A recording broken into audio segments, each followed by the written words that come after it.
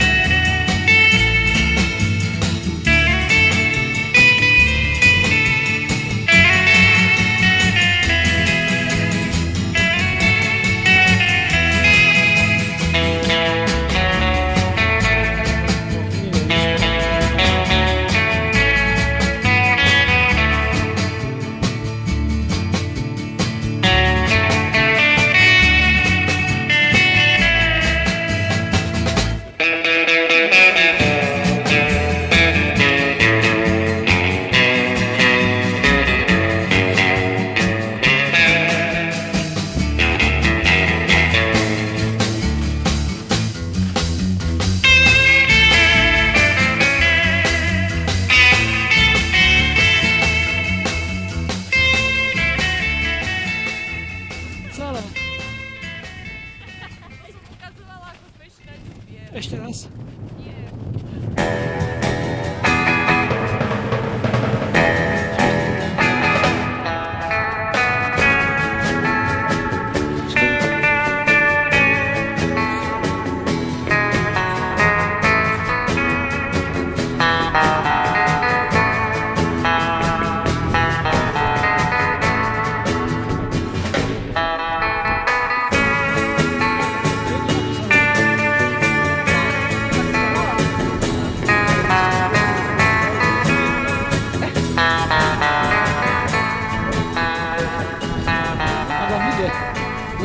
Keď sú tej zemi, aby ho tam vlastne videl zlučovaný. Za mňa. A tam Jeruzalém je 8 dní rovno a potom doľava, no? Jeruzalém je 8 dní rovno a doľava. Ale dávaj troška doprava, hej? Dávaj doprava, 2. Dobre, troška udí. Poď tam. Ešte. Chodím, že ja zapotím. Ešte meter. No, ešte meter. Stačí ma pol A tam metra. sa už dediť. No, Všetkým oznamujem. milí farníci, oznamujem vám, že všetkých vás pozývam do Jeruzalema, pretože vidíte, ja už som tu a je tu super. Takže všetci sa prihláste. Prečo je tu taká zima? Pojedno, nie? Áno, tu je zima, ale tam bude teplo. A je niekomu zima?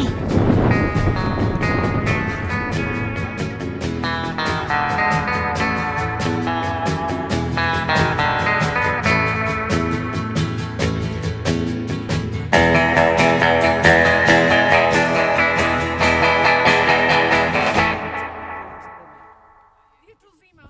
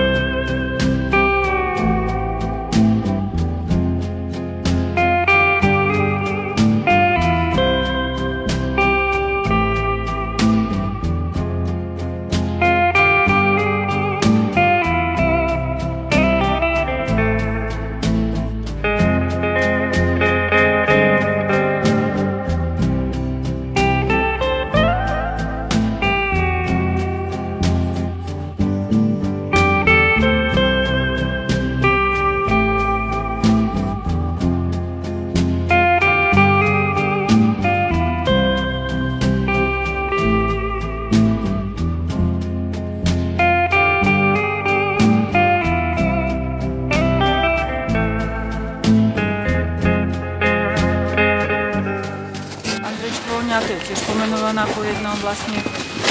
No, môj otec robil v Bani kúsok, že jeho kolegovia. A vlastne tá je sprístupnená, to je normálne Banské múzeum. Tam sa tiež hlboko dnu ide. Ale to je tak skôr. No oni vravia, že do Bani treba ísť v zime, lebo vtedy je tam teplo. A nie v lete vtedy. Kos? Hej, takú kosť, také, no také, hej, že vlastne. Prosto permonika, nie? Hej, to bola asi permonika, nie?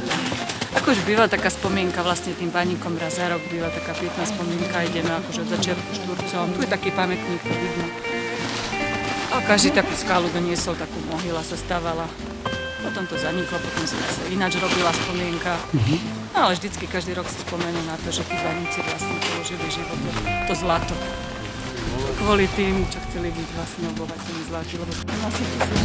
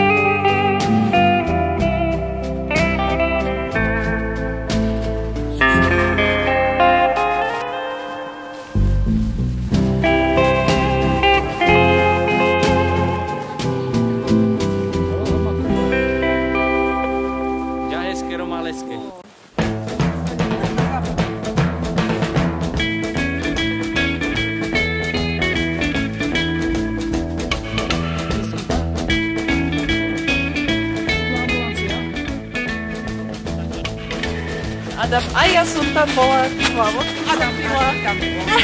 Áno, v base. Jak mala prepáš, máma! Utiskni si do pánky.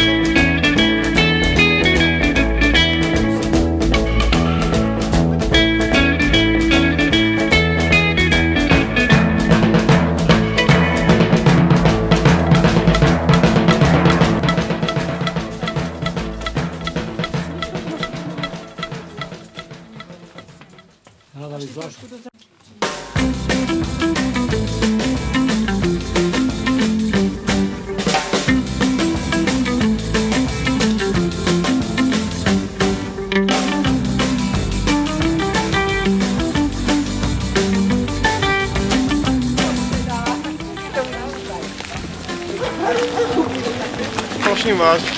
Áno. A dáte to na litavskú stránku. Ďakujem. Nech to vidí jeho starý Katuárska.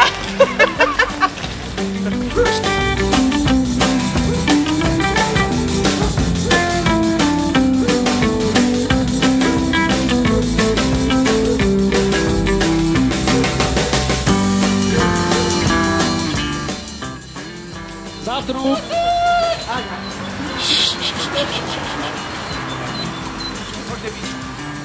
Chodź, Boćka.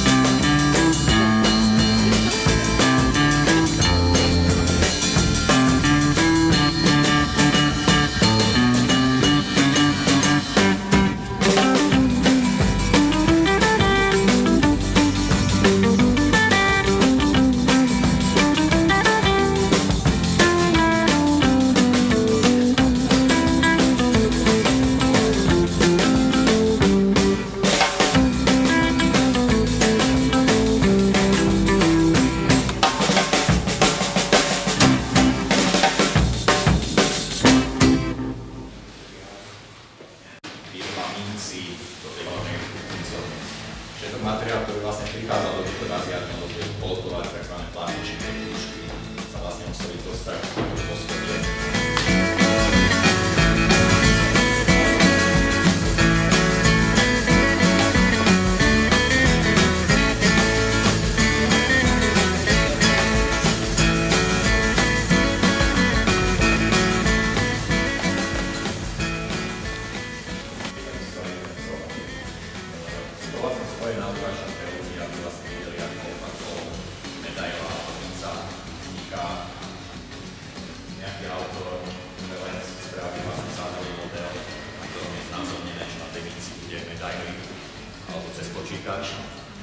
Toto je tzv. Redukčný stroj, ktorý má 100 rokov a stále funguje.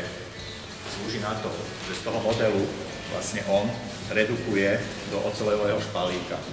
Oceľový špalík je vlastne vytvoril túto predlohu, to je z umelej hmoty, z čohokoľvek.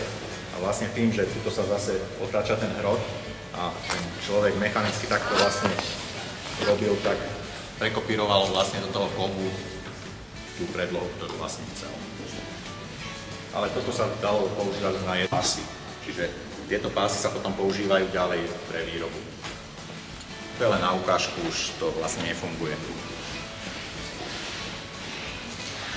Vlastne vychádza takýto uvierovaný pás.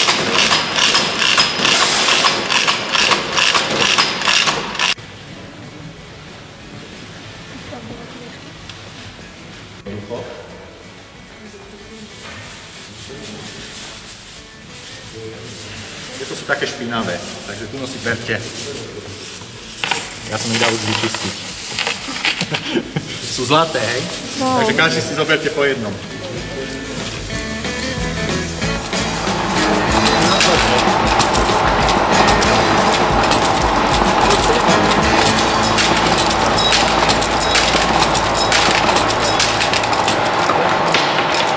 To už je pomimo.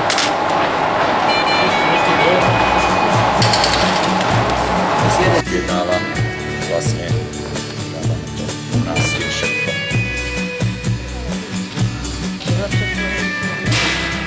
Všetko má nejaké. No. Dobre zaujímavé len ten vlastne vstup do týchto priestorov, že sa už tak vyzerajú vlastne mikro.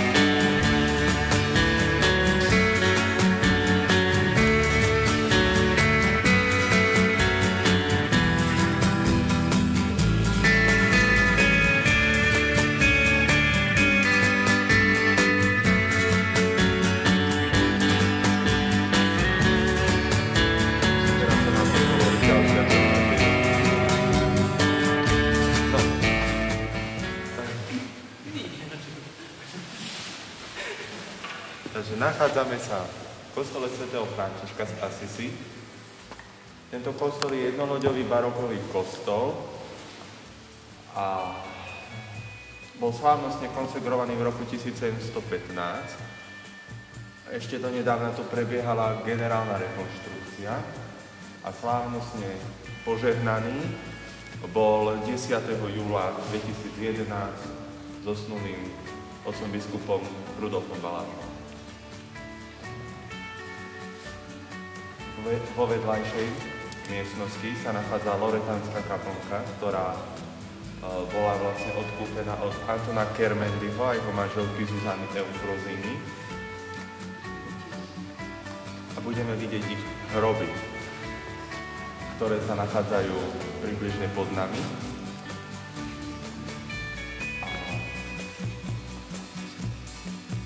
Kaplnka bola slávnostne požehnaná 9. septembra 1759 na sviatok Preblahoslavenej Panny Márie. A preto sa nazýva loretánska, pretože socha Panny Márie je čierna a bola privezená z talianskeho mesta Loreto.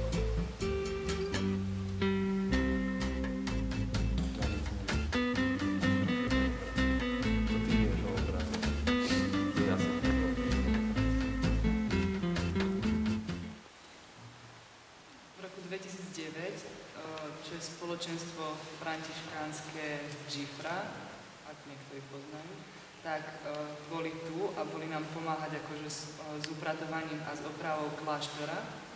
A v rámci toho tí šikovní, čo vedeli malovať, tak oni namalovali ten obraz, ktorý vidíte tam hore, je to kópia, akože zobrazené tam to isté, čo je na hlavnom oltári, ktorý sa momentálne reštauruje.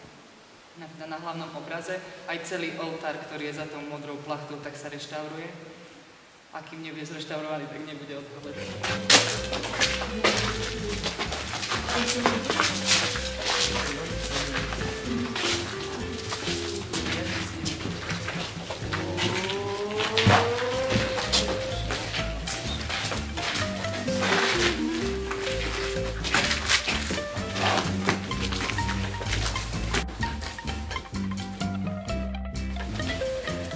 Nachádzame sa teraz už v bývalom františkánskom kláštore, presnejšie v časti nazývanej kvadrum.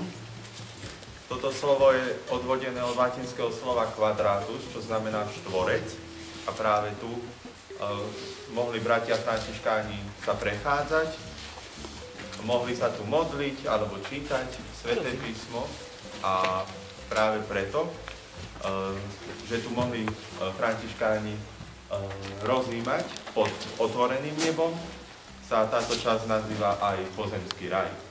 A podľa rukopisu Historia Cremitiensis Conventus z roku 1717 sa v kláštore nachádzalo 30 pátrov, 6 klerikov a 1 patrov.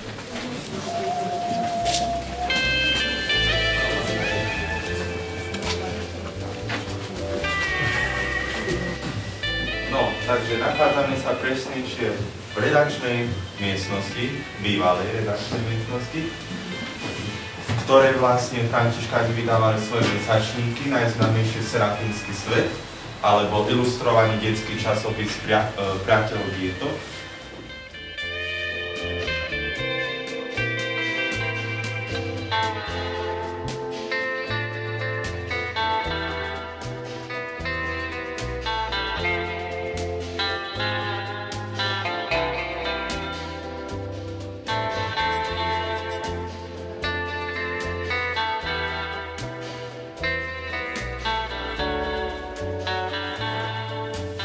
Týchto izieb je po 2 chodbách veľa, mnoho a ešte na tejto chodbe sa nachádzala stará františkánska knižnica.